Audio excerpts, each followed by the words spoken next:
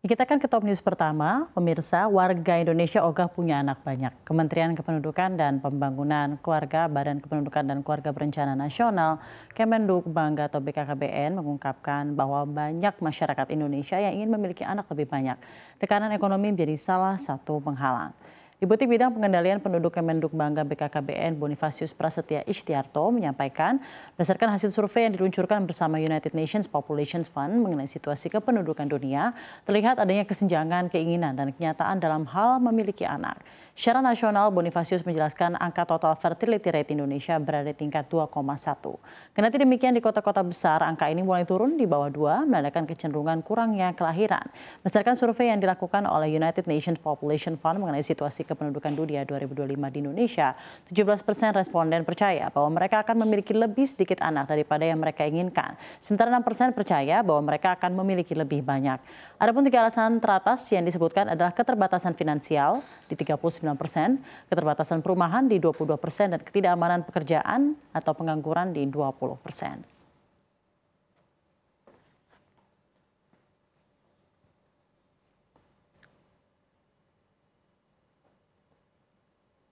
Pemirsa, kita ke informasi selanjutnya. Informasi kedua di Top News CNBC Indonesia, Riza Khalid ditetapkan tersangka.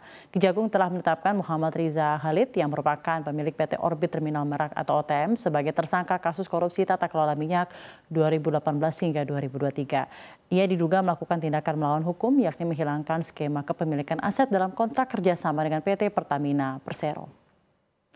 Direktur Penyidikan Kejaksaan Agung Abdul Qohar mengatakan ia melakukan perbuatan secara bersama-sama dengan tersangka HB, tersangka AN, dan tersangka GRJ untuk menyepakati kerjasama penyewaan terminal BBM Tangki Merak dengan melakukan intervensi kebijakan tata kelola PT Pertamina. Selain itu, ia juga menghilangkan skema kepemilikan aset terminal BBM Merak dalam kontrak kerjasama, serta menetapkan harga kontrak yang tinggi. Kontrak dengan PT OTM ini sebenarnya berlaku selama 10 tahun, di mana dalam waktu 10 tahun PT OTM seharusnya menjadi milik PT Pertamina Patraniaga.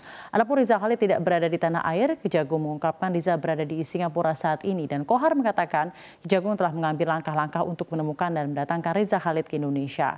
Sebagai informasi, total kerugian keuangan dan perekonomian negara dalam perkara ini yakni sebesar 285 triliun rupiah.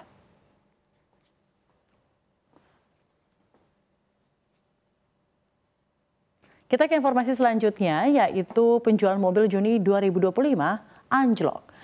Penjualan mobil nasional berbalik ambruk kembali di bulan Juni 2025. Data Gaikindo yang dilansir oleh PT Astra International menunjukkan penjualan mobil nasional bulan Juni hanya mencapai 57 ribuan unit. Terjadi penurunan sebanyak 2.800 unit atau 4,7% dibandingkan penjualan Mei 2025 yang mencapai 60 ribuan unit. Padahal penjualan mobil sempat naik di bulan Mei 2025 jadi 60 ribuan unit dari bulan April 2025 yang tercatat di 51.205 unit. Pemirsa, jika dibandingkan Juni 2024, penjualan mobil tahun ini ambrol 16.800 unit atau 22,59%. Secara total, penjualan mobil di paruh pertama tahun 2025 tercatat sebanyak 374.740 unit. Angka ini juga ambruk 35.000 unit atau 8,6% dibandingkan periode sama tahun 2024 yang mencatat penjualan sebanyak 410.020 unit. Terlihat pada data penjualan mobil nasional secara bulanan sejak awal 2025 hanya 2 kali mampu menembus angka 70.000 unit, tepatnya di 72.300 unit di bulan Februari 2025. Ini adalah penjualan tertinggi sejak awal 2025 dan pada bulan Maret 2025 dengan angka penjualan 70.895 unit. Beda dengan penjualan bulanan di periode Januari-Juni 2024 yang berulang kali tembus angka 70.000 unit. Hanya bulan Januari dan April yang ada di bawah unit, yaitu di 70 ribuan.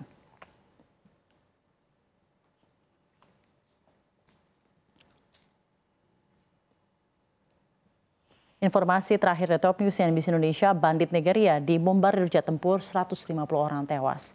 Jet tempur tentara Nigeria membombardir konvoi bandit di negeri itu. Dilaporkan bagaimana 150 orang tewas dalam operasi tersebut di negara bagian Kebbi Barat Laut minggu ini.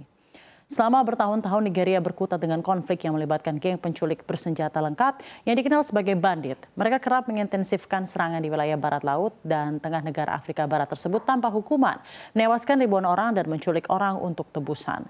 Mengutip AFP Jumat 11 September 2025, 9 Juli 2025, tentara menyergap konvoi besar bandit saat mereka melewati desa-desa di distrik Dankowasagu, negara bagian Kebbi pada hari Rabu. Ini menyebabkan baku tembak selama 2 jam, militer memaksa para bandit mundur. Kemudian jet-jet tempur militer datang saat para bandit kocar-kacir dan mengebom mereka saat mereka melarikan diri.